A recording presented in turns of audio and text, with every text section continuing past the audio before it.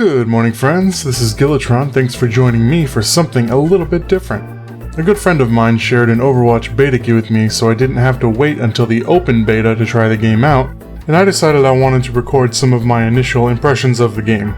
I'm not going to be talking about any characters in depth, though I do have a few words about a few of them.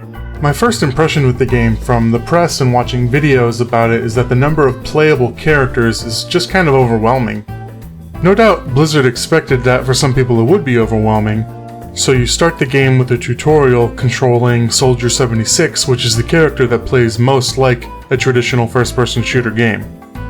After you were given a chance to learn the controls, you can try out any of the characters in a safe setting with bots to use as test dummies for your abilities, both defensive and offensive.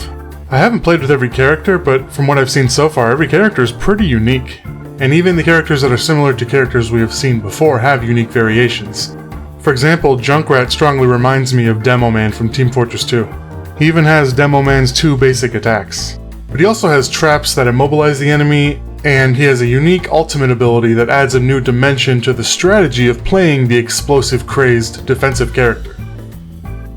Overwatch has 3 objective-based game modes, and they are a lot of fun. They will be familiar to most players who have played objective-based team shooters before, but it is a formula that works really well. There are 21 characters, but each team is limited to just 6, so team composition requires some strategic thinking. The character selection screen gives you some hints on what character types should be chosen. Like if you don't have any support characters selected, the game will say, hey, you don't have any support characters selected. And it also says the same thing about tanks, about snipers, and a few other roles as well.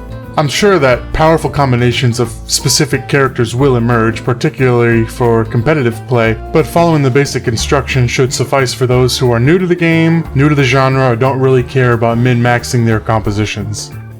There's a lot I really like about Overwatch, but there is one thing I noticed that I don't really like that much. I want a game where you can have a composition of characters that's competitive based on the type of character it is, not necessarily based on a specific character. But at this point it seems like Reinhardt is a necessary component of any team.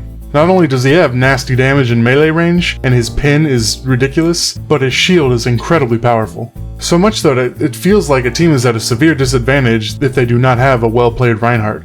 That said, the game is still in beta and Blizzard has a strong history of balancing games over time, so I have no doubt that any imbalances will be corrected. Though I'm sure if you asked some WoW PvP players, they might not share my confidence. The last thing I want to say is that before I started playing Overwatch, I wasn't sure whether I was going to buy it or not, but after even just a couple matches, I knew that I was going to buy it. My mind was made up. This game is a lot of fun. I highly recommend it, especially if you like this type of game. And if you've never tried this type of game and you are at least a little bit interested in it, this is a great example of this genre, and I highly recommend you check it out.